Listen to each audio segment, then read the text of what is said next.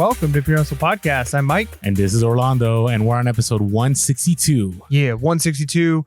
And it's a Wednesday episode, and Wednesday episodes are awesome, but it's weird because we just had our update episode on Sunday, and we had it was live. Yeah, it was a live, and we had an update episode before that. Yeah, so it's time for a theme. We're updating away. There's so much going on. There really is, and I'm really excited about the theme episode we're talking about today because we've been through it, right? Like 2020 has been a year, and we've seen the ups and the downs of it all, and we're not done yet. But I think what we can do is we can say, okay, we've gone through, a crazy 6 months of a year, and we've learned a ton of lessons. And what can we do with those lessons we learned? How can we take some pieces of advice and mistakes we made or things we did well and start to apply them in case we end up with more issues this year or 10 years from now or whenever it comes? Well, and the crazy thing, it wasn't even the crazy first 6 months. It's just been a crazy last 3 months. Yeah, I mean, the last 3 months have been the worst for sure. I mean, January, like, what were we talking about? Like, oh, it's return-already. We're going to have returns. And February was February, and March. So March, I mean, I remember it all hit in March. We had some craziness, like, Kobe Bryant died, and then we were discussing about selling the memorabilia, and then we were discussing selling the masks. Do you remember that conversation? Yep. It doesn't seem like it was that long ago, but it was that long ago. Yeah. And that was before everything hit. So I thought it would be appropriate, being that we're like on day 101 or something of the pandemic. Like, if we were like a news station, we'd have like day 100. Would we? I don't know. Maybe we wouldn't. I don't know. But yeah. I feel like it would. The 100-day party. Isn't that like a thing that like elementary kids do? Like, yeah. What is that? I don't know. What is that? Like, that didn't happen until maybe like 5-6 years ago. And I remember. No, they did it when I was a kid. Did they really? Yeah. Not okay. Well, I'm 10 years older than you, so maybe it was after I was done. That's right. But it's like a celebration of what? Like, and the worst part is parents have to take care of it, not the kids. That's the worst part. Yeah, but again, it's one of those things. You're teaching kids that they can get through something. To right? Like waste 100 items to celebrate the 100th day of school. Oh, I don't know how they celebrate it. That's how it is. Anyways, no, that's how it was when my kids went. It was like bring in 100 items of something to celebrate 100 days. Yeah, I mean, it's a good way to teach counting and for them to like conceptualize like days and time. I mean, I want to hear in the comments. Idea. Those of you that are parents. Are you all in on 100 days? Are you like, this is a waste? I want to know.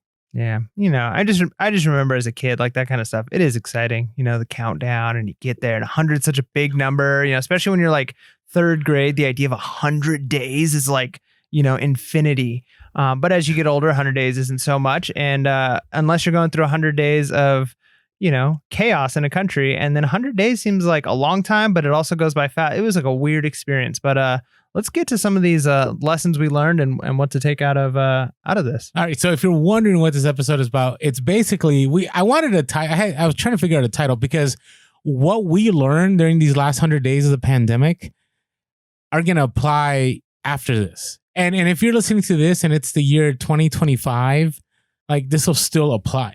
Not everything specifically, but these are kind of valuable, I think, things that I learned and that Mike learned through this that completely changed the way we did a lot of things, and it reinforced things that we were doing well, and it pointed out flaws in what we were doing too. So yeah, for sure.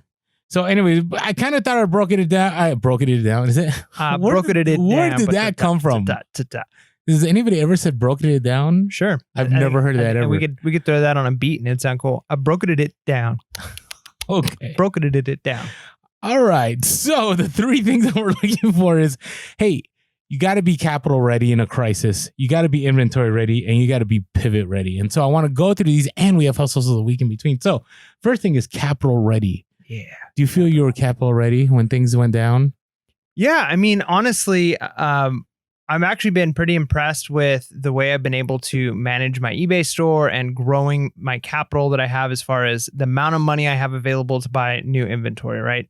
I pay myself, or we can kind of considered it paying my wife each month to kind of make up the difference of the bills that we have to pay, all of those types of things. We did our budget the start of the year before she started staying home, and we kind of figured out what is the bare minimum we need.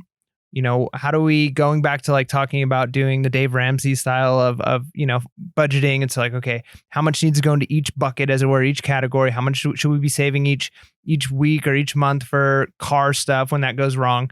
And so we have a certain amount that we pull out, and then the rest we just keep in the business bank account and use for purchasing new inventory. And month over month, that capital, the amount of money that we have in our business account, continues to go up even after paying ourselves. Right. Good. So it's a good place to be. I've watched it grow. Now, recently we've purchased a lot of things. We purchased the trailer that we're going to use for our trip. We're putting a hitch on our Outback instead of our 4Runner, because our Outback gets much better gas mileage. So we used our business to pay for a hitch and for new tires on the trailer and for, our business, like post office box. So we've had a lot of big expenses. And so we've seen our capital kind of shrink, knowing that we're going to go on this trip, and I'd be okay with basically spending all of my capital I have, right, to really get a ton of inventory. But I was at a good place, I would say, that I had a lot of leeway, a lot of room to make purchases when this hit. And it took a while to get there. It was a slow growing process, but we made sure that we weren't pulling out more each month that was going to make us continually go in the red in that bank account. That's great. And, the reason we're saying this too is that, there's discussion whether there's going to be a second wave or they're going to be lockdowns. And right now in our country, right, there are some places that are locking down again, right? And we don't know the extent. Kind of interesting in California that we did and then we didn't and now we are again. And I'm not really sure where we're going to be a month from now. But one of the things that, we've always pushed from the beginning, I think we've always been big on reinvesting, right, from yourselves, right? That's why you're able to build your capital. And one of the ways you did that was with a separate account. You guys have a separate account? Yeah, we have a separate business account, which we use. It's great for tax purposes. But then it's really easy to differentiate what expenses are coming from, right? Obviously, for taxes, we can write off things like miles, and there's things like that.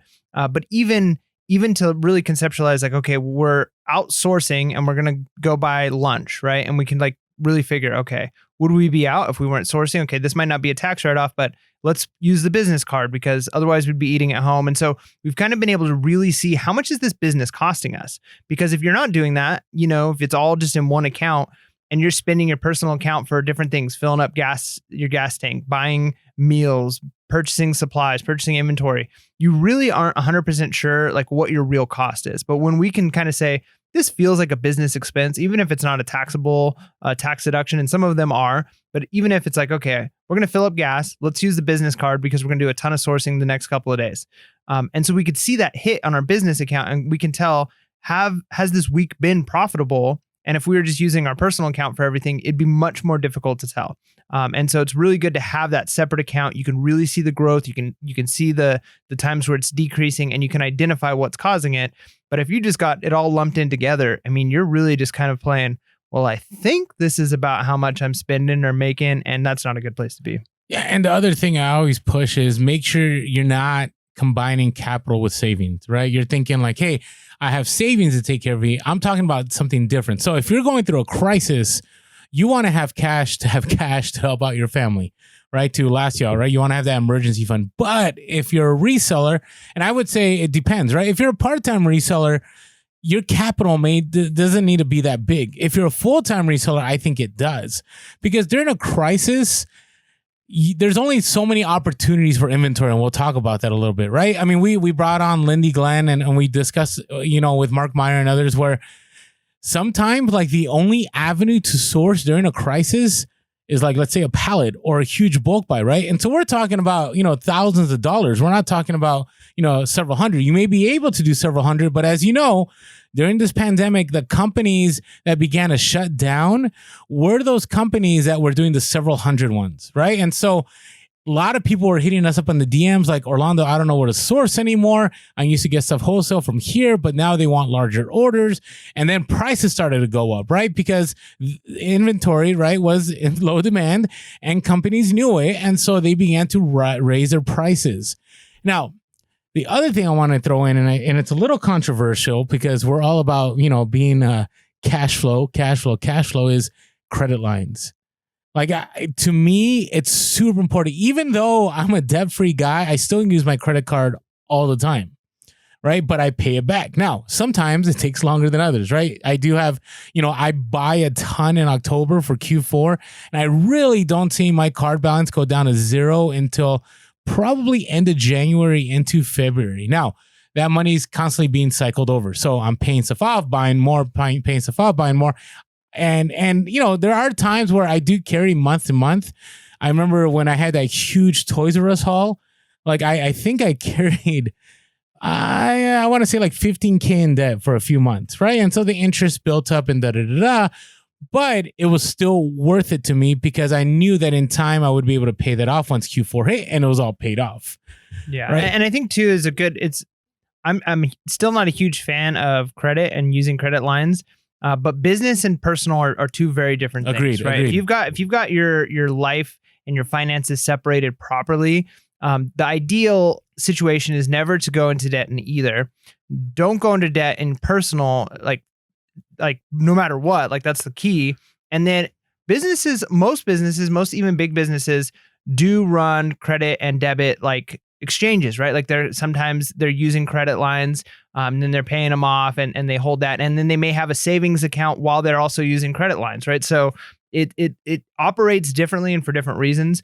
I'll give you a good example because that's I think a very obvious one. If like, okay, it's Q4, I might have a lot of capital that I'm using for like my garage sale type store, but I want to be able to buy like $8,000 worth of toys, knowing that I'm going to make like $20,000 net, but it might be 3 months before I make it, right?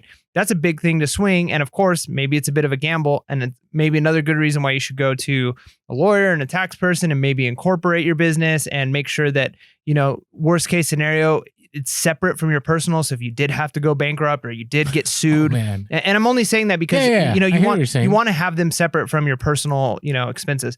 But an example that's maybe a little different than just buying inventory.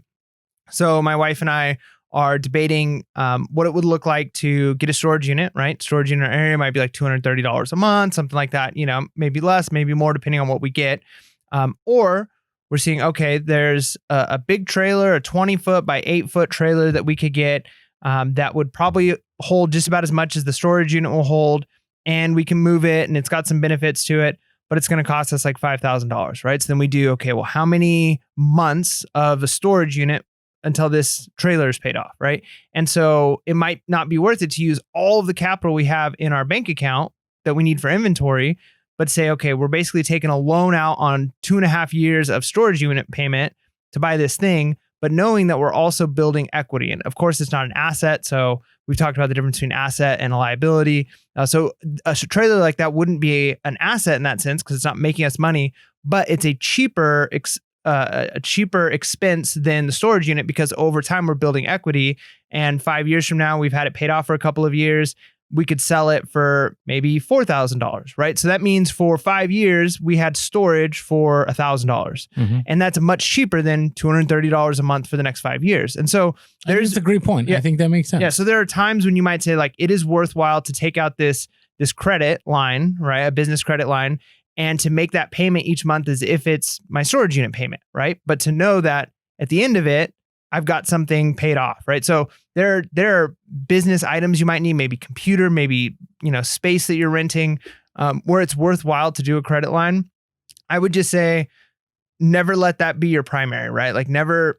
Oh, agreed. Make sure you really, really know that, are you gambling or is this a wise business expense? And nobody can tell you that except for yourself and maybe some wise counsel that you have around you, some people who can kind of look through your books and talk through your big purchases. But, credit line is something to consider. But if you're first starting out, I would say avoid credit as much as you can. And if you're at a place where you need it, you'll know. But then there's probably a lot of people who get way too far in credit. It's a discipline thing. Did I say discipline? Yeah. So I hate that word, but it's true. You can get really far into debt and think that you're making profit, but you're really not, because that becomes an expense with interest. And if you're unable to recoup those costs based off of the expense that you've incurred, it could be detrimental to you. So you really, really need to be wise whether or not you're going to take out.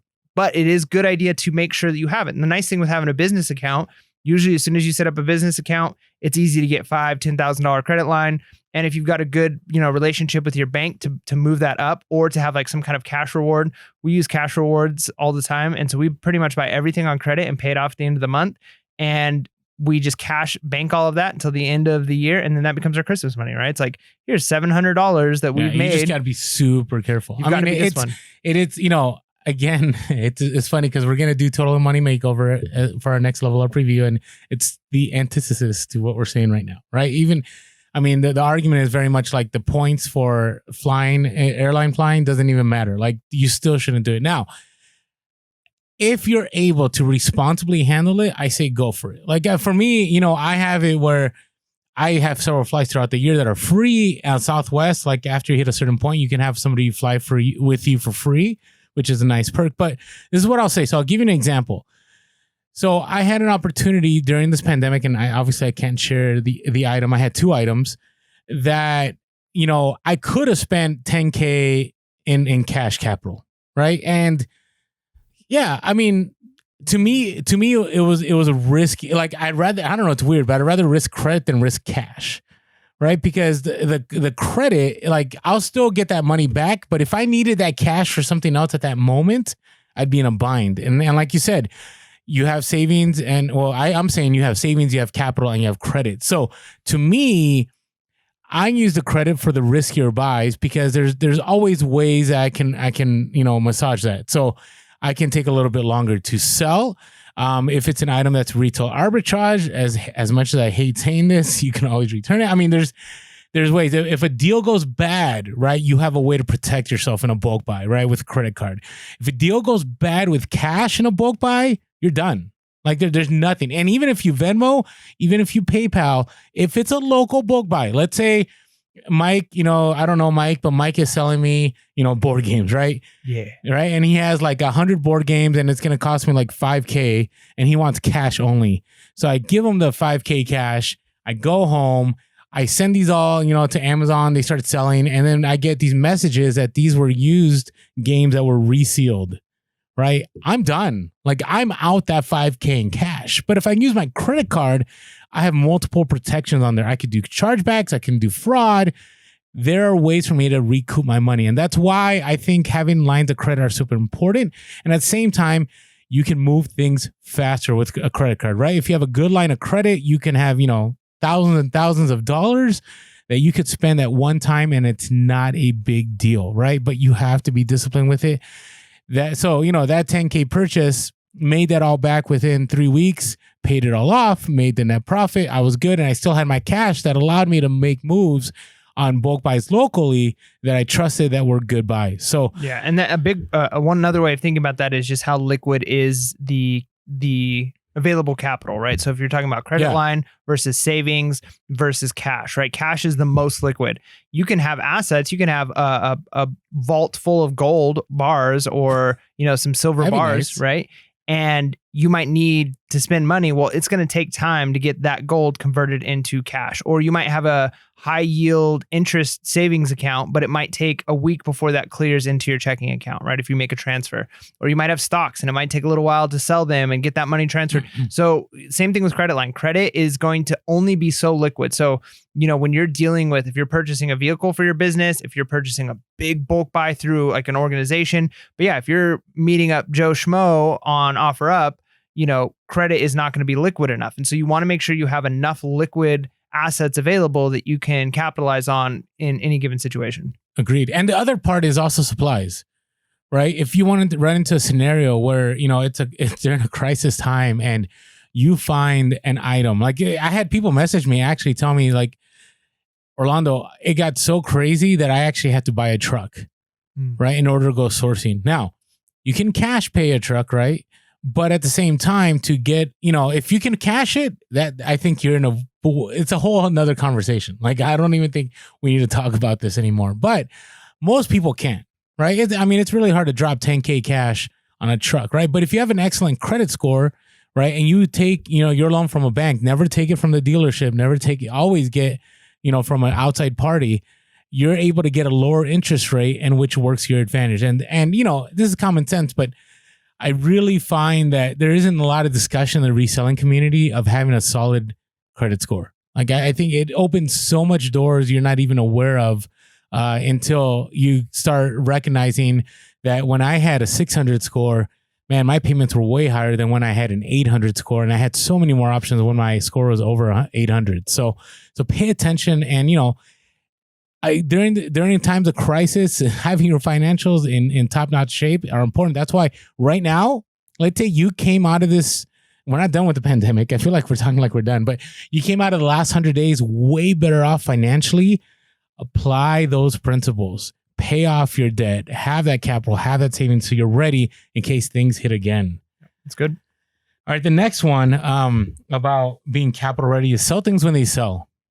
Yeah, that sounds a little redundant, but I think I pick up. But do you get what you're putting down. What do you think I'm saying? Yeah, so if you get an offer, even if it's maybe a little lower than you're expecting, you want, again, we're talking about the liquidity. I think that's the way to say that. How liquid are your assets? And so if you've got inventory, you've got a VCR that's sitting, that might be technically worth $20 net profit or $50 net profit for you. But it's not cash. You can't buy any. You can't walk in with that VCR to a trade and say like, well, you can make $50 on this, right? That's not going to work. And so you might get an offer that's like, oh, I'm only going to make $40 on this VCR instead of 50. But sometimes just having that cash, being able to exchange it for something that's more liquid and capable of faster trades, it's worth it, right? And so if you get an offer, maybe it's a little lower than you're expecting, but we talked about, in a situation where sales are high, but sourcing opportunities are low, sell as much as you can. So that way, as sourcing opportunities come available again, you've got as much capital as possible to really build up that inventory reservoir again. Yeah. And some of you are sensing that right now. Like things have slowed down on eBay. Not that they've slowed down to the place of like summer slowdown, but they've slowed down to normal levels. Or maybe it's just the stuff I have. I don't know what it is, but it is not where it was a month ago. A month ago, I literally could count every day to have tons of sales. No matter what I listed, it would sell. Now it's getting, I feel like people are being a little more selective. Maybe there's a retraction in what they're spending. If we get a second stimulus, which there's talk about it, I don't know if it's going to happen. I don't think it is. I don't know. Who knows? Who knows? But, I'm saying this, no matter what Q4 is coming around, if you have the ability to sell through a ton right now, so you're cash heavy. We talked about this with Mark Meyer. I think, it was Mark Meyer that gave us that great quote, right? You want to be inventory light and cash heavy. Yep. I think that's what he said. Something like that. Something to that effect, yeah. And during a time of crisis, when people are feverishly buying things, you just want to keep selling. You don't want to counter offer. You don't want to try to get that top dollar. You don't want to get lowballed either. But if, let's say, listen, you paid $5 for an item, and somebody offers you $30, that's still $20 net, at least. Maybe at, if you charge shipping. If you didn't charge shipping, maybe it's 15, whatever it is. But you're still 3xing your money. Like, make the sales, sell things when the opportunity arises. Don't hold on to that last dollar, especially in a time of crisis, because you don't know when things are going to slow down. So you got to make those sales happen. Yeah, and that kind of goes with even with what I've said of trying slightly changing my model. I'm not 100% fast nickel yet, but I'm going through and I'm lowering a lot of prices. Just tonight, before we recorded this podcast, I got here a little early and I went through some of the big items that I had that I wanted to go local and I hadn't listed yet. And I listed pretty much every big item that I want to sell locally. And I'm probably selling it for like 20% less than I know I can make for them. But I'm hoping to get this cash before I leave in a week to go on my trip, right? Because my thought process is, if I can go on my trip with an extra $400 of cash in my pocket, that's money I can spend at thrift stores. That's money I can spend at garage sales while I'm on my trip. And I can turn that into even more money. Whereas I can let this inventory sit maybe another month, 4 months until I get that extra 20% on those items. But the problem with that is, that's not doing me any good right now. I can get that cash now and make way more than 20% profit in the next 2, 3, 4 months by just having that cash available. And so you might need to go through your inventory and say, I'm willing to take lower offers and I might need cash, right? Because if you're dealing with a situation where maybe you got cut at work, maybe you're part-time, or you got another side hustle, and your other side hustle, like, let's say, I know some people who you do like catering on the side, right? And you have a little catering business. Well, that whole side hustle might have just crashed right now, right? And so if you are in a place where you need to now make sure you have enough money to cover your personal bills and not just building business equity and business assets, then you need to start moving inventory, even if it's at a lower price, because a economic principle that's really important is money is worth more today than it is tomorrow. And the reason for that is severalfold, but one of it is inflation, right? Like that's a big part of it. And the potential of money now versus, I might have money a month from now. Well, depending on how much money difference, obviously, if you're going to make 50% more in a month, it might be worthwhile, like, hanging on to it. But even still, but right now you come back from your trip, we could be in a whole different scenario. Yeah, no, for sure. And so I would love to go. I think I'd be better off going with an extra $400 in my pocket, cash now, than making $500, 6 months from now, right? I'm going to be able to turn that $400 into much more. So, you get those sales when you need to get them, figure out maybe some big items that you can lower the price down a little bit, get those items out of your store. And then when those sourcing opportunities open up, you can really capitalize on it. Agreed. And that's a new one for me. I mean, I took way more offers during this pandemic than I ever have in my entire reselling career. I mean, there were certain days, I never lost. There were some items that only made like $3 net profit, but we always talk about triggering the algorithm on eBay. It just made things happen. And let's talk about Amazon a little bit. So on Amazon, there was, Amazon is the place for the race to the bottom, right? And there were certain items that I was able to sell fast on. And I remember looking at it and going, okay, we're in a time of crisis. So this item is hot right now. If for me to say, I'm going to wait for the other individuals to sell out so I can have a higher dollar amount, I could wait 2 weeks and I could be done. Like, and not done, like done with my inventory, like done financially, because what happens? Things turn around, situations change, people's buying behaviors change. And I could have had, yes, I would have sold things for less, but I sold through my inventory. And now that's cash in hand. Where now, I've actually gone to some of the items I've gone back to, and the same people are still holding out to make that sale. And I'm like, you're playing a dangerous game, because you can hit Q4, and by the time Q4 hits, and let's say things are all good. Let's say crisis, crisis averted. Department stores are open, whatever, and a lot of you may say that may not happen. Who knows? I don't think it'll be that nice, but let's say it was. Or it is, because we're talking about, we don't come from the future, right? I'm just checking. That would be sweet. It's funny. I'm laughing because I find people on TikTok that are like time travelers, and they're like, we have a message for the people. I'm like, who follow these people? Who follows these people? Actually, I saw a guy today make an apology about saying that he was a perfect time traveler because he scared a ton of kids on the app. Oh gosh. What kind of world do we live in where you have to qualify the fact that you were joking when you said you were a time traveler? I mean, but the stuff he was saying was like doomsday stuff, right? So, you're a young, impressionable kid. You're watching this, right? And, social media is life. Here's what I say. This is totally off topic. We are so off topic. You brought us already. off topic. I did. If you are not capable of rationalizing the fact that somebody on the internet is not being honest when they say they're from the future, you shouldn't be on social media. You're not mature enough. Just saying. You're just not a believer in time travel. All right. I'm just joking. No, but anyways, I say all that because it's a dangerous game that you're playing. Like, if you have a hot item, keep it burning, keep it hot, get it out of your hands, get it into the buyer, and move stoke on. that flame, fuel that fire. Yes. All right. All right. This is the other one that this is unpopular. So a lot of people want to say, I don't ever do returns. The reality is, especially if you're on Amazon, you have no choice but to accept returns. Zero. You have no choice. Amazon doesn't give you the option. That's it. You're doing returns. Now, what I learned during this pandemic is that a lot of new sellers thought that once they had cash, once they already paid, the story was over. And that is a bad place to be.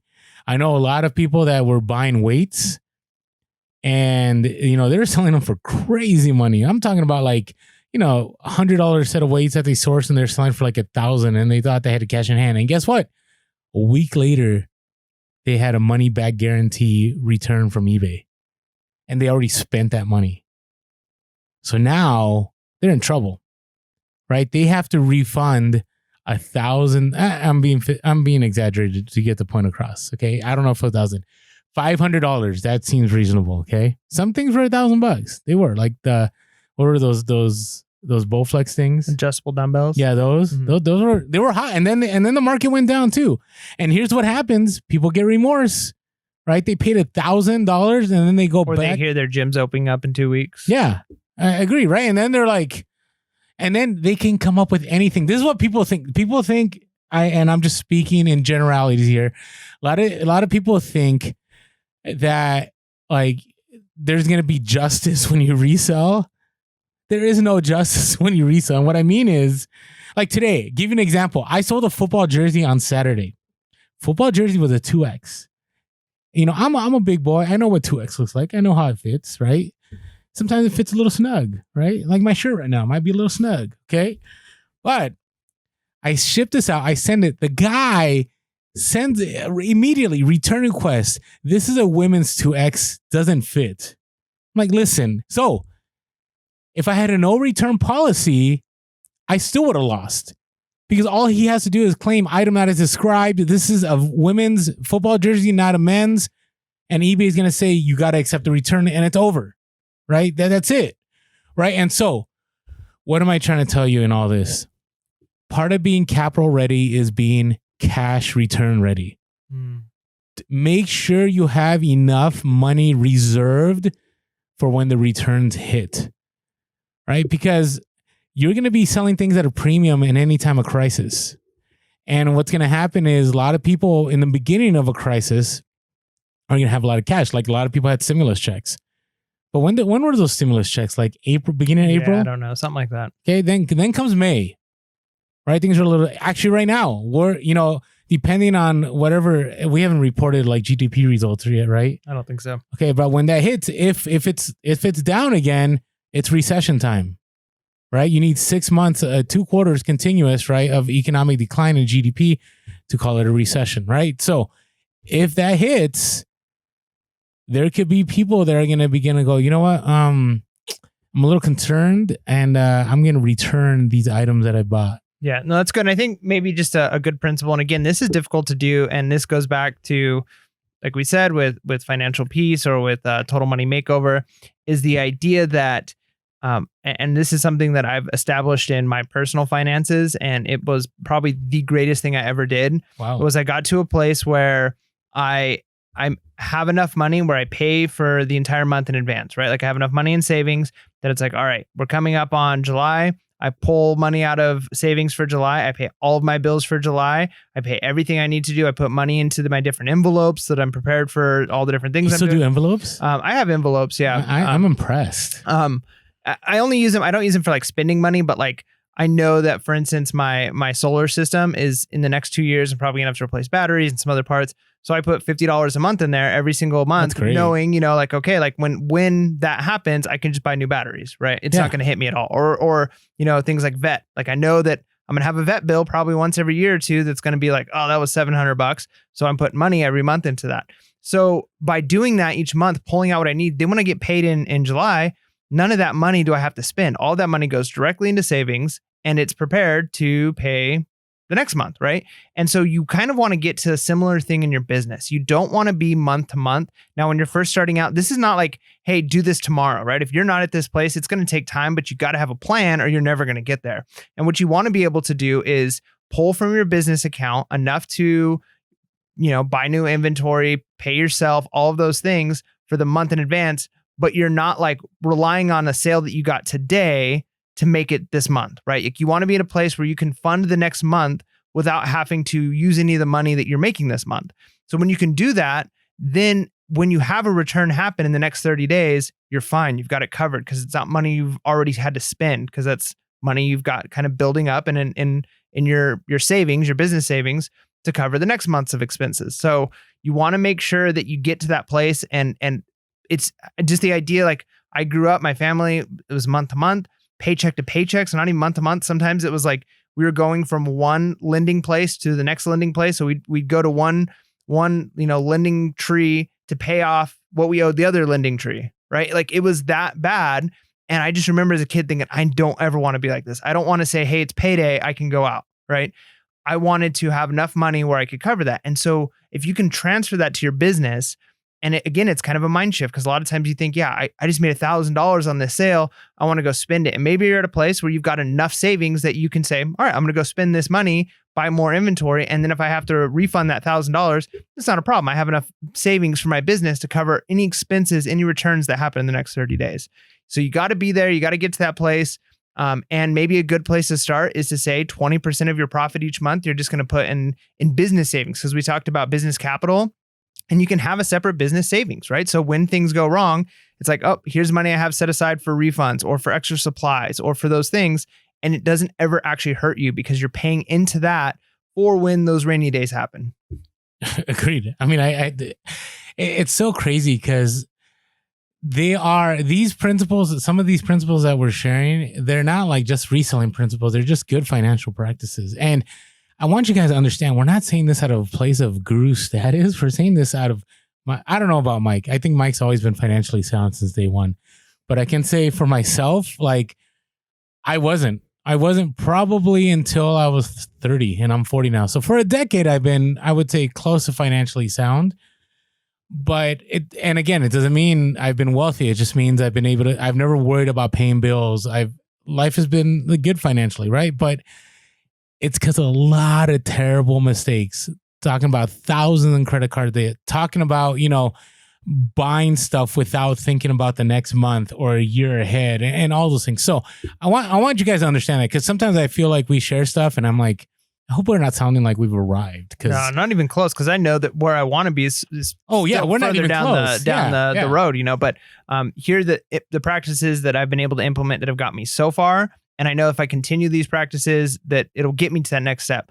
But all of this to say, before we move on to the next section, is, you've got to, as much as, some, Orlando doesn't like the term discipline, and again, like there's connotations there, but I love the idea of, like, you have to have a target, you have to have a plan. Like, if you're just saying, like, hey, I just want to keep growing my business, but you're not going to say, you have to have a plan. Yeah. So if you have a plan and you say, like, okay, like in the next 6 months, I want to be able to have at least X amount of money that could cover 2 months worth of business, like, expenses. Like, maybe it's $5,000 in a business savings account, where I could use that as liquid cash if I need to in a situation, but it's there as a savings. So that way, if I've got a few big returns, I need to buy something, all of a sudden the rent and my storage went up, or whatever your situation is, I have to move to a new storage place. You can cover those things. And the only way to get there is to say, okay, if I want to be there in the next 6 months, how much money do I have to set aside each month to get there? Okay, well, it's $300. Okay, well, if I need $300 each month to put into this account to get to that place, I need to actually make sure I'm selling enough to do that, cover all my bills, and take $300 and put it in there. And if you don't have that plan, if you're just like, well, I'm just growing, you're never going to reach that place. Like, maybe you'll get there like over time. Maybe it takes you 3 years because you accidentally got there because you just been building enough and you've done enough right things. But you can get there a lot quicker if you focus and you're disciplined, and you're going to say, like, I'm just not going to eat out twice, or I'm going to take a little bit less of a paycheck, because I already told myself this is a $300 a month bill that I'm paying to myself into this account, and I just got to figure out how to make it work. So that way, down the road, 6 months down the road, something big happens, I'm not stressed out. I can be just fine. Agreed. You want a stress-free life. You're not getting into reselling to make your life miserable. No. Okay. All right. Hey, next thing, be inventory ready. Yeah. All right. And this we covered a lot. Didn't we have a whole episode about, like, I think so, yeah. Okay. So some of this is repeat things, but hey, if you're in a crisis, right? Don't ignore I call them reserves. Don't ignore your death piles. I think we all, as resellers that had death piles, were more grateful than we've ever been before through this pandemic that we had death piles. I don't know about you, but I found there was like this kind of a shift in the reselling community, because there were some people that were like panicking because they were team no death pile. And not only team no, they were amazing. I'm not saying anything negative against them. They were just so good at what they did, is that they listed everything and they sold everything they had, like, within a month, which to me is amazing. Like, but it also requires major hustle to do that, right? There are others that were kind of lackadaisical, like me, that I just listed things I cared about.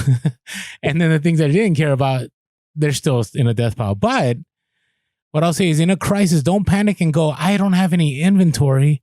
Chances are you have reserves or whatever you want to call it somewhere in your stores that you didn't know about. I can't tell you how many Instagram stories I made where I was like, I wonder what I have here. Oh, look at this toe. Wow, here's profit I missed out on. Now, just to clarify on this, at least my position is you still would be better off not having that as a death file, right? If you would have had that listed 3 months ago, you're still better off come the pandemic, come the situation where... Unless I made more money when I listed it during the pandemic. Yeah, but again, that's just an unknown, right? I know. Always, I'm messing around. always play that game. So, but you would have been better off if that would have been listed 3 months ago, and if you didn't have any death pile, not because you didn't have as many listings, but instead of having, let's say, 1,000 items in your store, you had 1,200 items in your store when this hit. Maybe you don't have 200 items that you can list over the next month, but you've got all those items are already listed, which means some of them have potentially already sold before, which means you were buying more. So you're better off not having a death pile than having a death pile.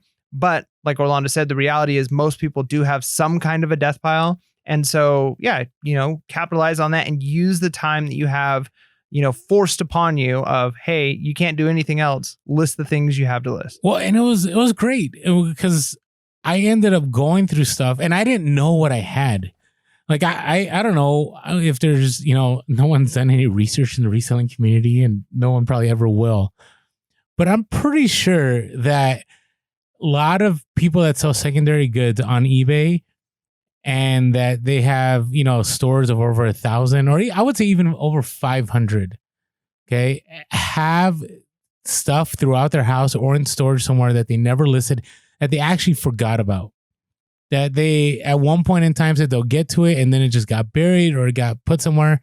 And then it's like a secondary treasure hunt when they find it because they're like, wow, there's actually profit in these items. And so, again, if we get hit again with second wave and you're like, hey, I don't know where to look. I don't know. Listen, look again because there's still, actually, I still have stuff I didn't get through the pandemic because I ended up just sourcing more stuff during the pandemic because it was such a great price. And I need to go through. I think I have like 2 or 3 totes I still haven't gone through. And I still have probably a stack of 15 to 20 electronics that I need to just clean up and test and da-da-da. But they're there. They're there. All right. The next thing is, this is the controversial one. Yeah, I disagree with it already. All right. So I'm a big believer in buying more than you can list. I think that's terrible advice, but go ahead. I'm not saying it's advice. That's what I learned. Whether it's good or bad, it was good for me. It's probably bad for the other 99% of people. No, but it just as a business model, like having more inventory than you can actually sell is not a good model. Like, how's that a good model? I'm not saying it's a good model. But it practically works during a crisis, I think. And the reason I say that is because you never know when you're going to end up short. You never know when things are going to dry up. You never know when you're not going to have anything else. And I think right now, during a time, we're still in crisis mode. I mean, things look like they've calmed down and things are opening, closing, whatever. We're not through this yet. Like we may not be through this until 2021, right? So with that being said, right now, my position is I want to buy more than I can actually handle listing.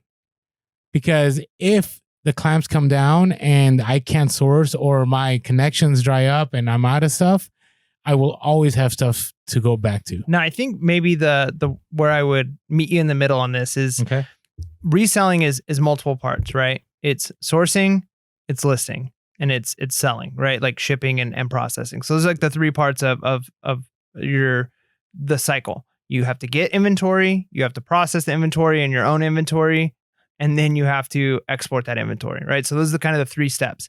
And so if you look at reselling in that way, I would say I agree with the idea of, okay, if you could go out and source enough in 2 days to last you a month of the second phase of your business, which is listing and organizing and then potentially shipping that stuff out, I'm fine with that. Like, I'm fine with saying, like, source enough stuff that you can't, list it all in one day. That's fine. But I would say, like, there's a line to draw where you would say, okay, like, if it's always, like, let's say things start to open back up. If you get to a place where you've got months and months and months of backed up inventory and you're still sourcing, I think that's a bad model. I think you'd be better off changing non-liquid assets that's sitting, like you literally have money sitting on shelves, right? Like, or in totes and underneath your bed or wherever you have it, it'd be better to get that into cash and go buy more stuff, right? Like that would be where you'd be better off as opposed to, or use But that I money. think if you already have that cash, you're okay. Yeah, but like it wasn't like I was short on cash to buy more. Okay, I mean, that's, you know what I mean? But even still, like if you had a choice of I could have $5,000 potential net profit sitting under my bed, or I could have $5,000 cash in the bank. It's always better to have $5,000 cash in the bank. Yeah, it's true.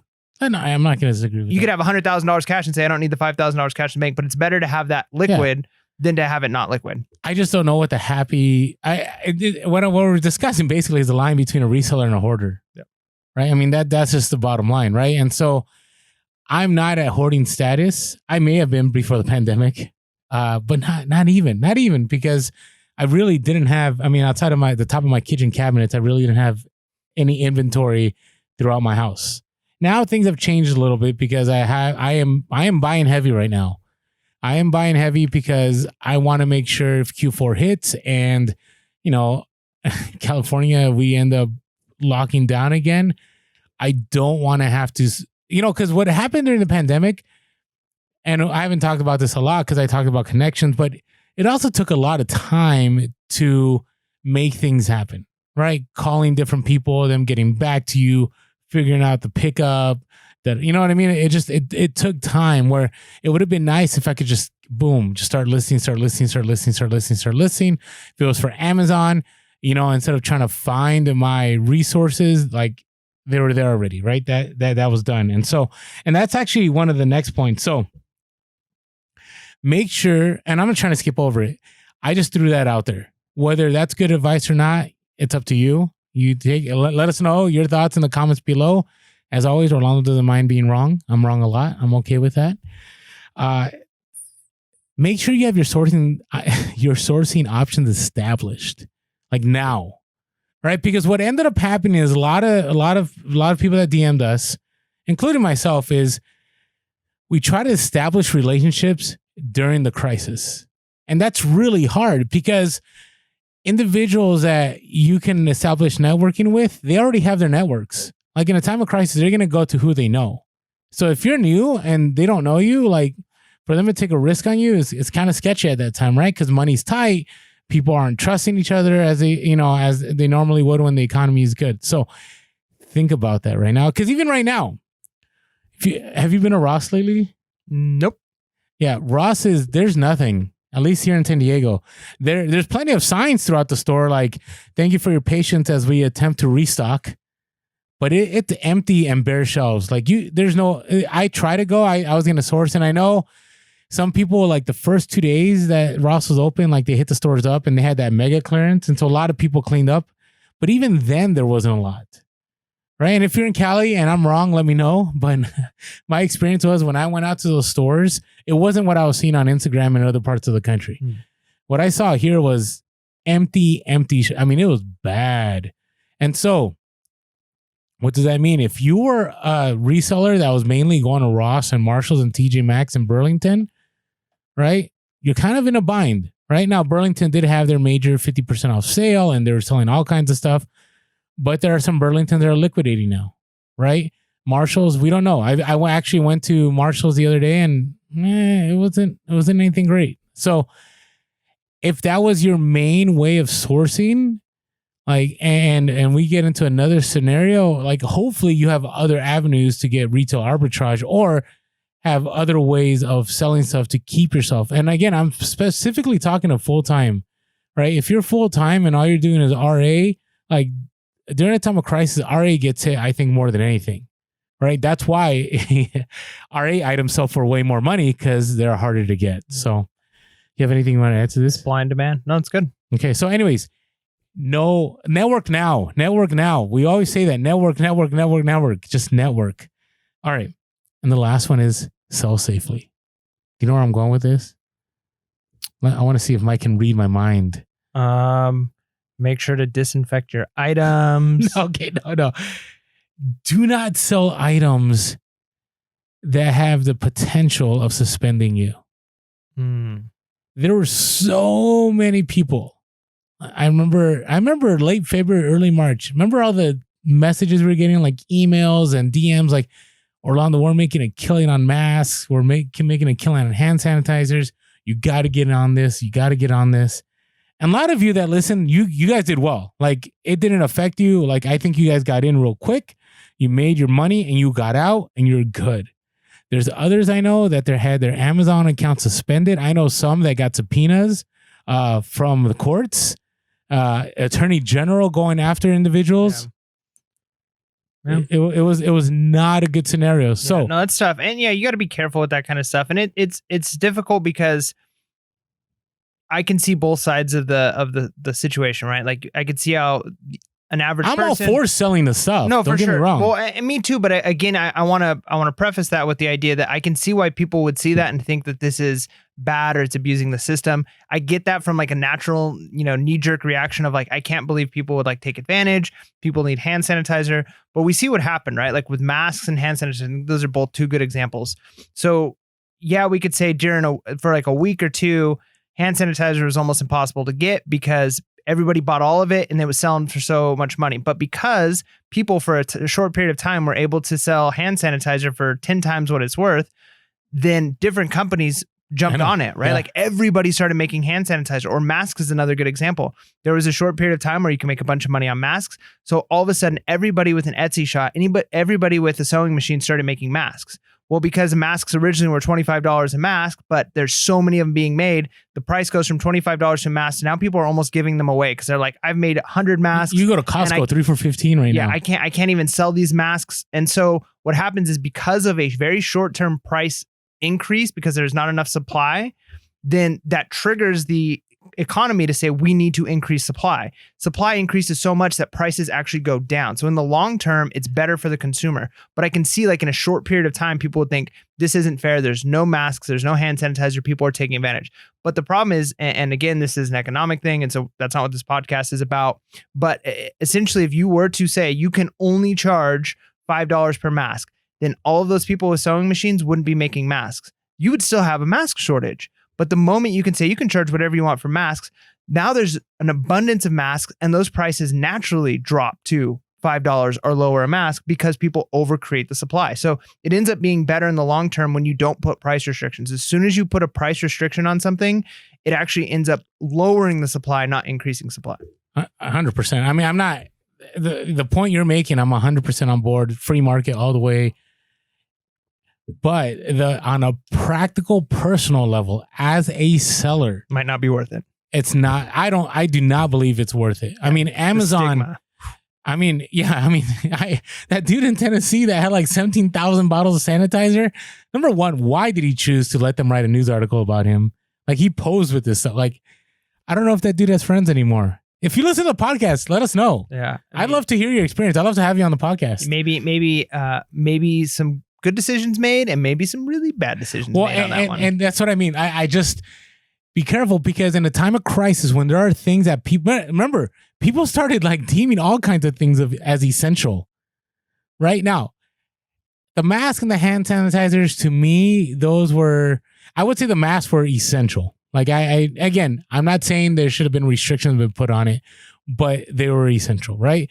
But I'll never forget the very beginning of the pandemic when the U.S. Attorney General Barr said, we're going after those that are hoarding masks. I'm in my head, I'm like, if you're a reseller right now, you better stop. Like, when the U.S. government says they're coming after you, like they're going to come after you hard too. It's like, you're probably better off selling illegal drugs at that point than selling masks. Yeah, because it's a political thing at that point, and it's the statement it's making, and that people can make by going after it.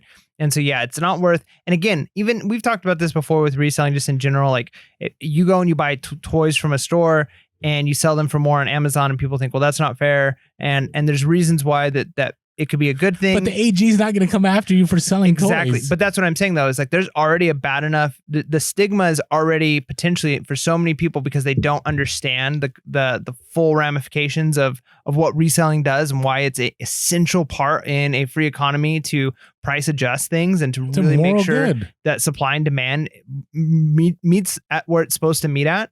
It's a really important thing, but people don't always get it. They don't understand all the implications. And so they look at people doing that with like they already kind of see you as scummy or bad. So then as soon as you're doing something that's medical in nature or essential in nature, you've just taken it to an extreme where, yeah, like you said, you could potentially lose friends and family, and the general public is going to think terrible of you, and you could lose your business. You can face jail time, all of those things. And is it worth it for maybe a potential huge score? Some may say yes, but I just think I would say no. Your reputation is the most important. Maybe in general, not the most important thing you have, but it's one of the most important things that you have is your reputation, and protecting that at almost all costs is really important. And, maybe losing a little bit of profit short term is worth long-term reputation. Yeah. And again, on the practical level, right?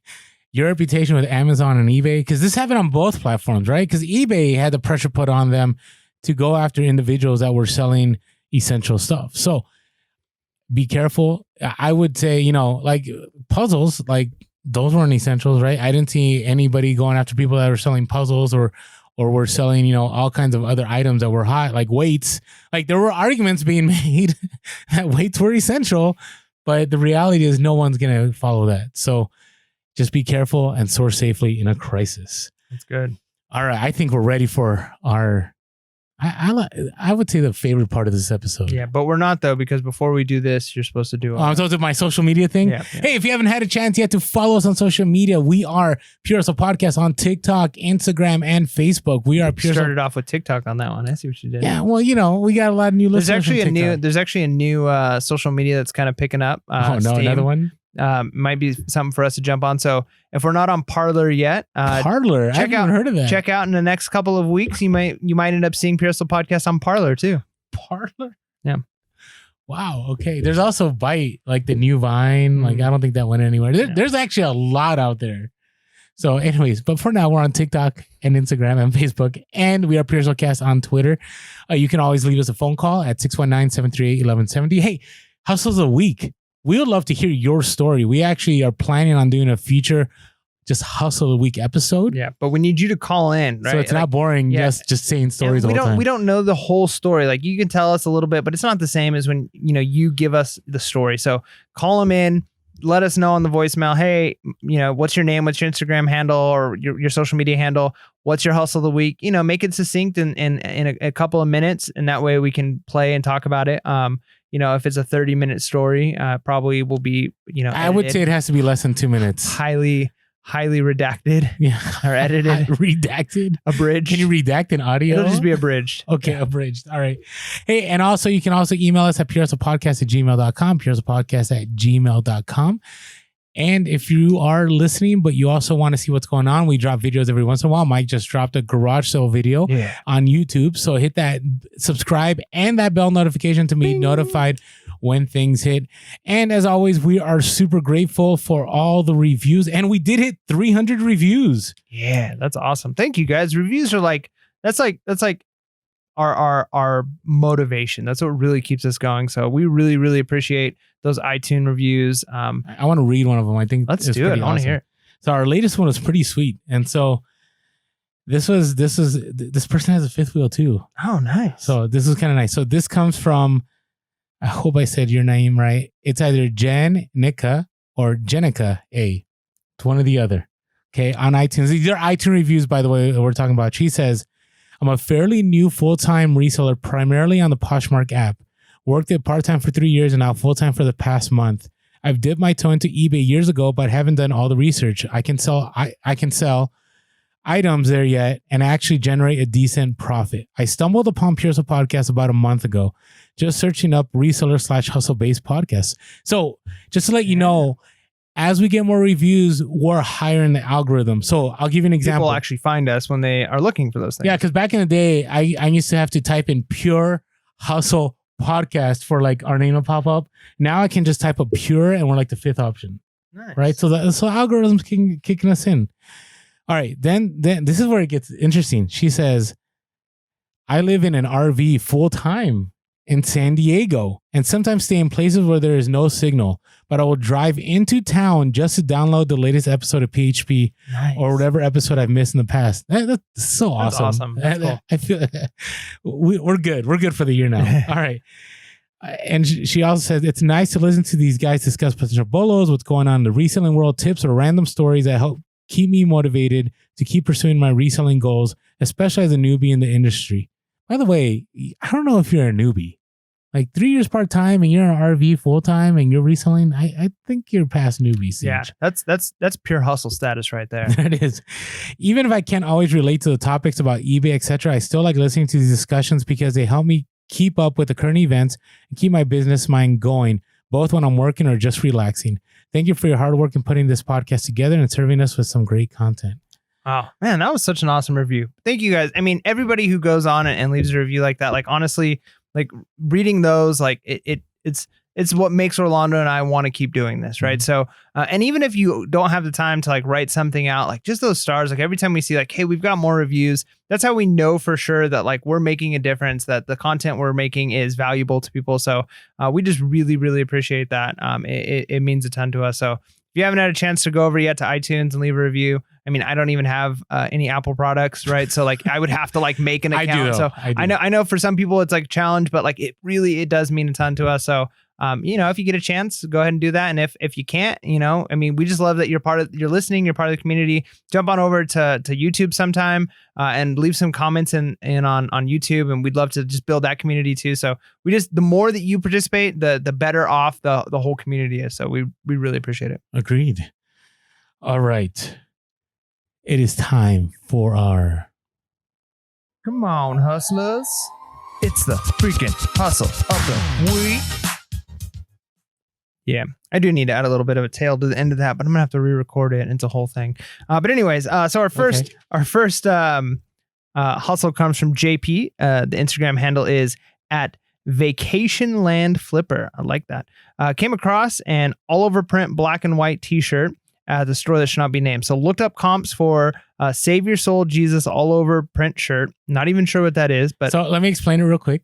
So by the way, sometimes people DM us and tell us to like do a screen share. Mm-hmm. Hey, just go to these handles.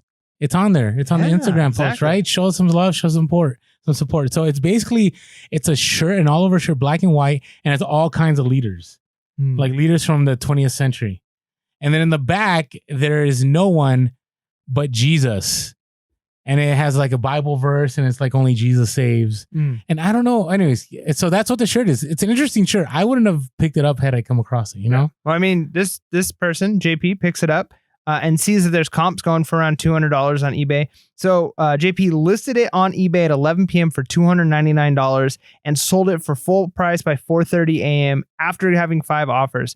Still kind of a mystery as to the reason why that shirt was so expensive, but it seems like Drake wore it one time. And so, if Drake wears something, it's gold, I guess. I try to research. I went on Terapeak. WorthPoint, I couldn't find what the value was in this shirt. I mean, I kind of almost wonder, I mean, obviously there's a reason why that shirt was worth money, but I wonder if you could just take like a random t-shirt and just put it up for like $500 and like, just see what happens. Do you want to experiment that? Let's do that sometime. I know we'll like tie-dye a shirt. We'll take like a cool shirt that's like an old 90s shirt or something. We'll tie-dye it. And then we'll put it up for like $300 and see what happens. Let's do that. Because I do know a kid, actually, it was on TikTok. It was a teenager that just started making random paintings and put it on eBay for high price and he was selling them. I'm like, whoa. So anyway, thank you so much. JP, IG handle, Vacationland Flipper. Check it out on Instagram to take a look at the shirt so you can keep your eyes open for that bolo. Yeah. All right, next we have JL, IG handle, Fast Flips and Thrifts. Actually, he is a San Diego person. Nice. So, hopefully we'll run into you sometime soon. I'm sure we always run into people all the time. Yeah. Mike runs into more than I do, but hopefully, I don't know. Maybe I just get the sense it's because people are worried you're going to chase them down and I'm going to take their goods. Yeah. No. All right. So JL went to the store that shall not be named also. Like, think about it. This is during pandemic, like the odds of getting stuff right at the store. And came across a Pioneer receiver in pristine condition. So I'm wondering if this is a store that I missed, right? But he went, and so he found the Pioneer receiver, pristine condition, selling for $49.99. Asked if there was any further discounts, which it's really hard to do in San Diego. Like they don't, like, unless you know people, like they're not going to work with you. But it happened here. Workers said they just placed it on the shelf and they're willing to let it go for $29.99. It's kind of surprising. Like brand new, and they were willing to let it go.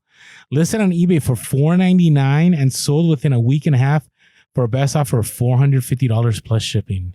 Nice. That is nice. You know, I'm finding I love selling receivers. Yeah, receivers are great. And, you know, the store that's nearby, you know, that we love, like I know the people there, so they always test it. And once they tell me they tested, I don't test it again. And it's been really nice because all I do is list it. And, you know, receivers, it's just one bulk thing. Yeah. Right. And maybe a remote. And then you just like, you know, just bubble wrap it, make sure the corners are good, put it in a box, and you're good to go. Yep.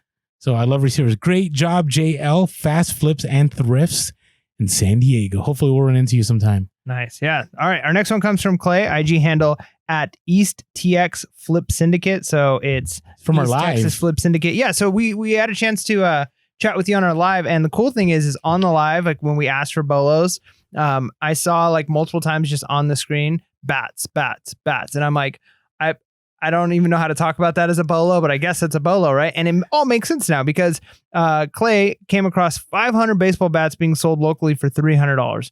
The seller wouldn't budge, but decided to still move on them. So, I mean, this is kind of like paying $300, but again, 500 items. 500 bats. Not really.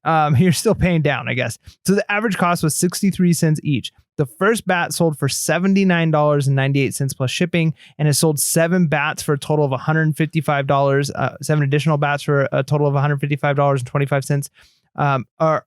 Only has 25 listed so far, and 400 more bats left to go. So, I mean, already pretty much made the money back, almost to the break-even point, and have only sold 8 bats? Yeah, 7 or 8 bats. And again, with the normal bulk buy, he did tell me there was a lot of junk bats, like some T-ball bats, but he's been selling them locally too. Yeah, exactly. I mean, that's the thing too, is the big items, like usually you get a little bit of gold in the mix, and that will more than pay for the stuff plus more. Or you can think of it the other way. Sometimes the junk that comes in a bulk buy pays for the bulk buy. It's very true. Very true. Happens a lot. Yeah. So Clay, awesome that you found us. East TX Flip Syndicate on Instagram. And we had some, here's the thing. We have a lot of great hustle of the week. So by the way, we really encourage you guys, if you like to call us and leave a voicemail, we really want to do an episode. Yeah. We have a major hustle of the week that we wanted to share, but we want to actually bring that person on if possible, because it is, some of you know what I'm talking about if you're on Instagram, but it was a fire hustle of the week. Like, kind of like College Pickers Levi's jacket. It's that level. That's intense. That is intense. All right. What is your hustle of the week? All right. So my hustle of the week, obviously, I mean, part of me wants to talk about the Wi-Fi extenders that I got just because it's the most profitable item that I got this week. Yeah, that's awesome. But even though that's the most profit, I think I'm going to change my hustle of the week to those inversion boots and hang up thing that I bought. Now, the reason why is I bought this for $2 and it came with the 2 boots and the hang up bar thing. I originally, when I bought it, I looked up and I was trying to look it up, when you're making the purchase. And when somebody says it's $2, it's one of those things where it's like, I'm just going to pick it up. Like I'll do a little bit of research, but if I fail, I'll throw it away. But I see that the boots on their own are selling for anywhere from $49 to like $75 used. And so I'm like, this is a clear pickup, right? And I didn't see any comps of the hang up thing, but I didn't know what keywords to put in. So I didn't even look that up. Tonight, as I'm listing some stuff, I list those boots and I get them up for a decent price, and I actually listed them a little lower than I know I could get. Again, going back to that idea of I just want to get them moved so that I can have that cash. And then I look up and I finally was able to figure out what the brand was based off the brand of the boots of this bar that hooks up on a doorway, and you can use it for pull-ups. You can use it for hooking up these inversion boots. And I'm seeing that this bar system is selling for $79 to $80, right? And $75 to $80.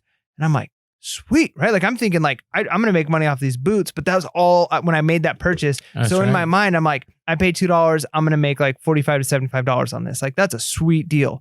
Then come to find out, I'm actually going to make double that, right? Like, so it's almost like that surprise. I love it when that happens. It's like when you buy like a backpack and you're like, I'm going to be able to make $50 selling this. And then you open it up and there's something inside of it that you can sell and make money on. A pencil that sells for $100. Right. Like that's kind of what I felt like when I was like, ooh, I just assumed that this other piece is like, oh, it's probably going to be too hard to ship. It's not going to make a lot of money. But for the price that it sells for, it's like I said, $75 plus shipping. And it's only a couple of bolts. I can tear this down to where it's just flat. And so I put in the description, took pictures of it, put together. And I said, like, we'll be disassembling for shipment. And I'm going to make money on this. And it's not going to be that difficult to ship. And so it's just that surprise. And that's what makes it a hustle is, I kind of already wrote off that part of the buy. I was just thinking, man, these boots are going to be a killer deal. And I end up making even more than I thought. So I'm excited. And I think they'll sell faster split than put together. Nice. I even saw some people selling just one boot, like replacement right boot, replacement left boot. And I'm like, oh, should I do like 3 listings instead of just 2? But I'm like, nah, like I just want these gone quickly, right? Like I'd love to get rid of both of these, like I said, in the next week or 2. So I have that cash that I can use on the road. But it's not a huge hustle. Like I said, I'll make way more on those Wi-Fi extenders. But just the fact that it was kind of like, surprise, more money. That's awesome. Yeah. I have a similar story. Let's hear it. So I will have a disclaimer here. So I had a lot of people, people have found my store and they begin to follow me and they begin to source what I source. And I don't have a problem with it, but I always warn people because people all the time want to know our store names and we don't share it publicly for multiple reasons. One of them is I don't ever want people to try to do what we do. And what I mean by that is, one, I truly believe in reselling. You have to source what you enjoy because eventually you'll end up getting stuck. Now, you should source profitable items. Not saying it's all fun and games. It's still a business, okay? But what I mean by that is you may try to copy someone and it's just not your thing, right? And so I've had people lately DM me and like, hey, Orlando, man, I got into the buckle game and I don't know how you do it, but it's just not for me. Are you interested in buying some of my buckles? I feel really bad because I've looked at the buckles and I'm like, and I'm sorry for listening to that to you. I'm just being real. And I look at the buckles and I'm like, it's probably not worth it for me to pick these up, right? And buckles are very much like sourcing for Amazon books. Like you have to get through a ton of junk before you get to those books that are worth money. And buckles are the same way. Like I've been selling buckles for about 8 years. So I have 8 years of experience in it. And I can look at a lot and I can tell you already like which ones are trash. There are some that like you will see multiple times. And there are resellers that sell lots of buckles and they know they're selling you trash. And so you might go like, hey, I'm going to drop $80 and I'm going to get 20 buckles and that's a steal because I'm getting them at, whatever, $4 and some change each. But guess what? You just bought a bunch of trash. So I just wanted to be real with people. So now let's get to the good part. So there are deals out there somewhere and they're hard. I mean, I've talked about eBay arbitrage. The reason that, I don't share a lot of eBay arbitrage is because, I worry about, the market getting killed and so on. But what I'm finding is that it takes a lot. It takes a lot. Like the stuff I found, like took me like 3 to 4 hours of sourcing on eBay, not driving somewhere, not, going on OfferUp, like literally going on scrolling, watching some items, waiting for things to drop in price, waiting for the good offer. It took work. So I came across a lot of buckles during the pandemic and I haven't sourced buckles pandemic wise. I think I sourced a lot about 2 weeks ago for like $11. I paid $20 and I'm probably going to make a lot of money on it. But this lot, I paid $40 for it.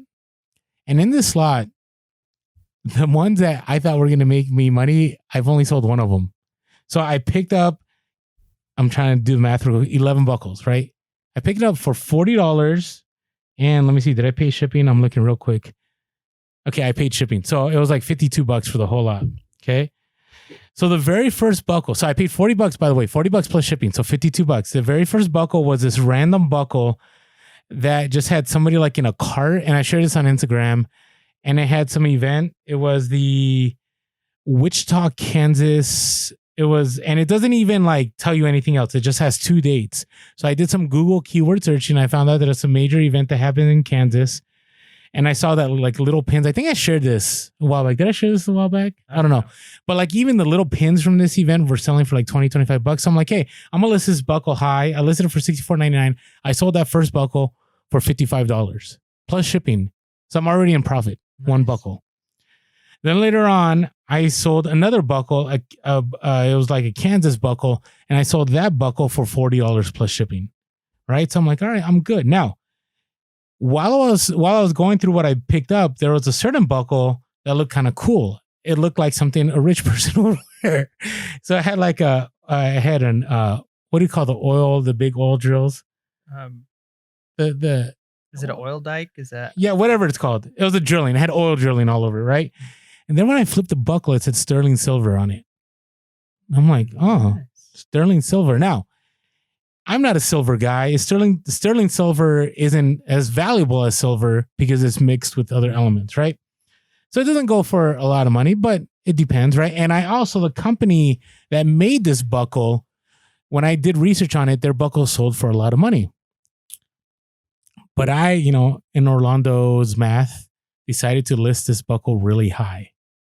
And I'm like, all right, let's see what I could get for this buckle. So I listed this buckle and I listed super high. I'm trying to see exactly what I listed this one for because, I'm already in the profit, right? And I'm already, $90 somewhere around there. In sales, like already $40, $50 profit. So I listed this buckle. Again, if you do the math, I paid $52, 11 divided into 52. Let's do some rough math, $4 some change. So I listed this buckle for $299.99. I'm like, all right, we'll see what happens here. Within 2 weeks, I got an offer of $234.99 for this buckle. Nice. And the crazy thing about this, it was a send offer. Oh, no, I didn't get it. I sent it. And they said, hey, I saw, it shows up, right? On the send offer, I shared this. I said, hey, I'm sending you a lower offer at $234.99. If you're willing to pay within the next 30 minutes, I can ship it today. Boom. Cha-ching. Payment. Shipped out. Done. Had a strike when the iron's hot. So yeah, so it turned $4 into $234.99 plus the profit I made on the other buckles. Plus I'm going to sell the other buckles. So when it's all said and done, from that $52 buckle purchase, I think I'm going to make $500 net. Nice. I'm going to have to get in the buckle game. Yeah, I'm telling you, but it's a hustle. Like, I don't mind sharing this now because at first, you know me, I would tell you on the podcast, like, Mike, I don't know if I ever want to share this. It's kind of like cry cup machines. Remember we were big about, or cricket machines? But to me, it's like, no, like you're going to have to spend the hours to find the items, right? So, all right. So that was my hustle of the week. I like it. So I don't know. Now I'm kind of like, should we edit this? So no, it's all good. All right. So hey, thank you everyone for your hustle of the week. All right. Let's get back to our reselling in crisis lessons learned. Yeah, let's pivot back to our main topic, and what we're talking about now is to be pivot ready. All right, so what do I mean by this? Segue.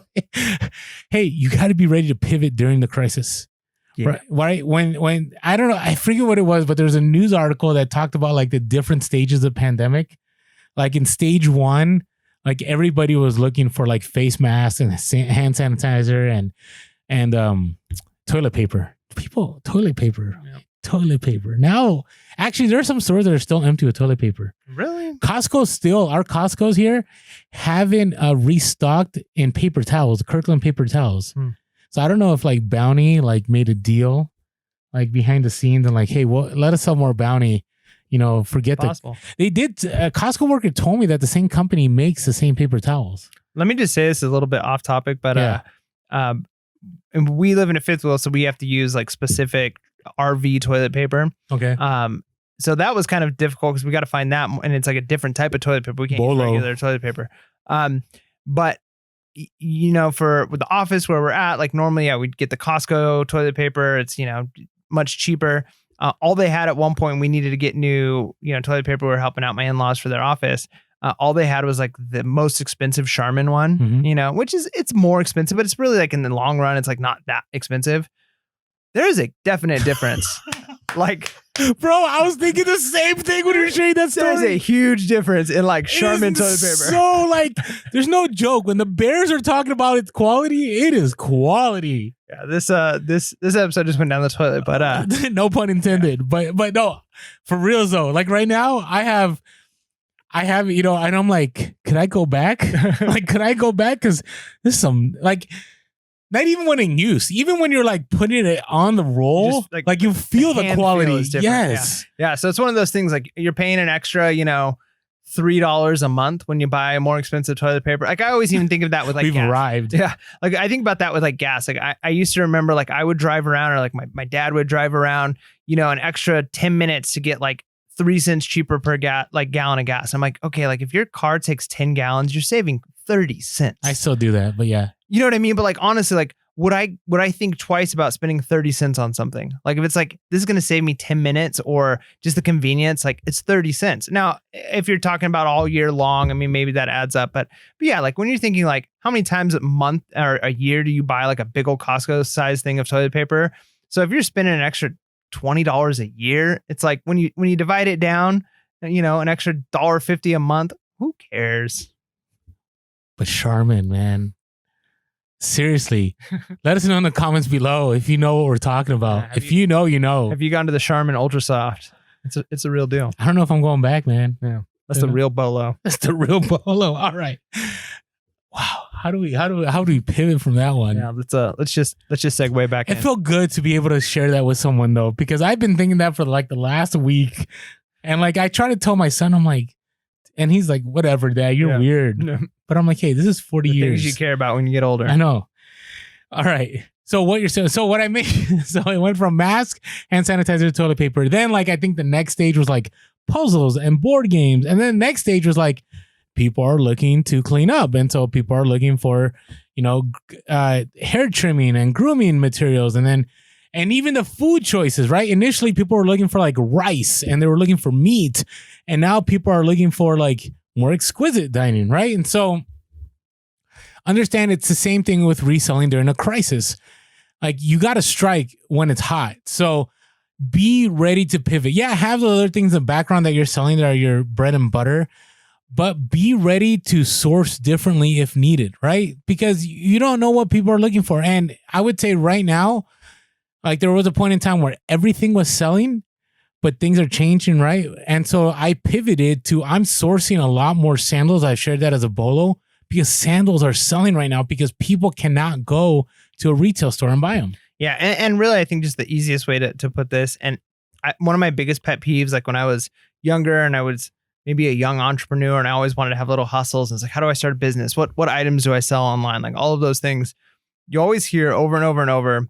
And it's probably one of the best pieces of advice. And it's also one of the most frustrating is find a problem that people have and find a solution for it. That's how you make money, right? Like you find solutions to people's problems. And it's like, yeah, but what are the problems, right? And it's so hard because you want somebody basically to give you the business idea, to give you the item to buy, to give you the specific bolo that you need in this moment.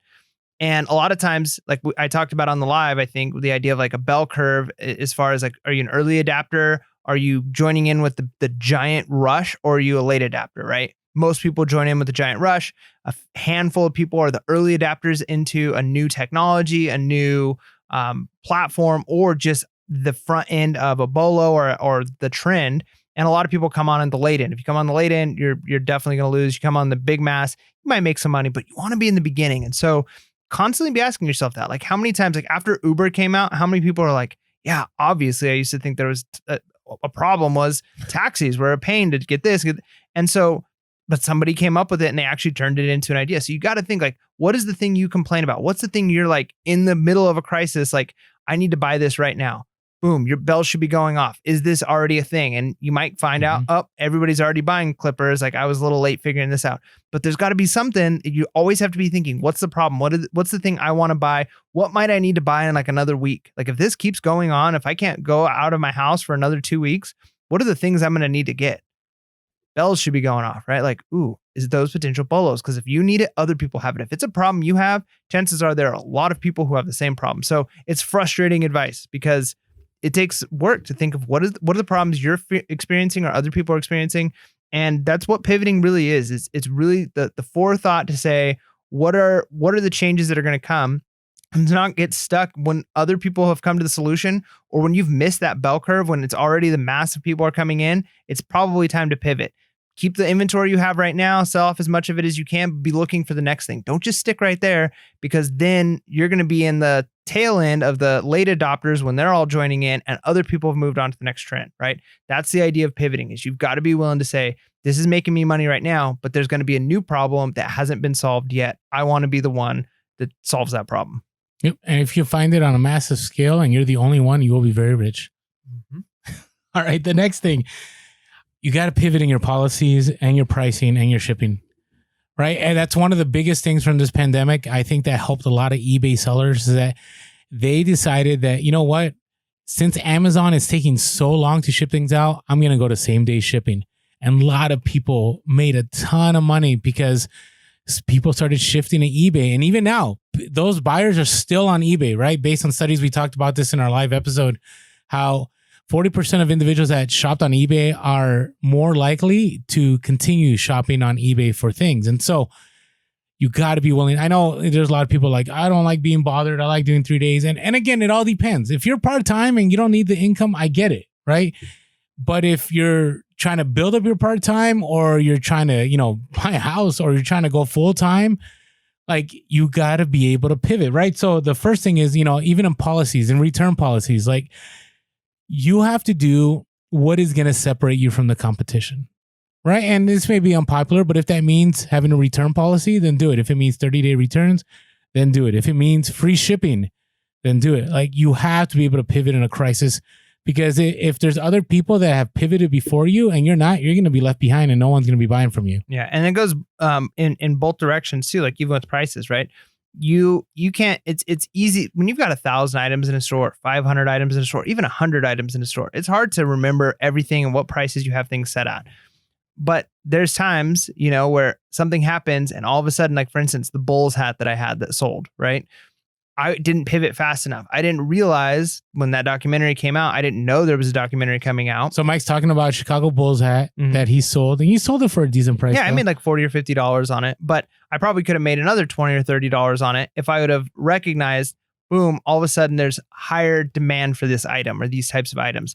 And so you want to sometimes pivot your prices down and sometimes pivot your prices up, which means staying engaged with culture and what's going on. And you're going to miss things because you can't know every single, a certain type of Doc Marten was featured in a TV show and everybody wants to wear those, and you don't watch that TV show and you're a little late to catching that trend, but you want to catch the trends when you can. And so being willing to pivot prices up and down and not just having it, because that's where stores mess up, right? Like the reason why resellers can come in and buy things at stores is because stores have a fixed price a lot of times for an item, even if the demand outweighs the supply. Which is why you end up running with shortages. So resellers come in and they fix that and they make sure that the price actually is equal to the demand, which is what you want in order for companies to actually create more of the supply, right? And so because a lot of stores, they can't pivot that much, right? It's like they got an item, it's on the shelf, this is how much it sells for.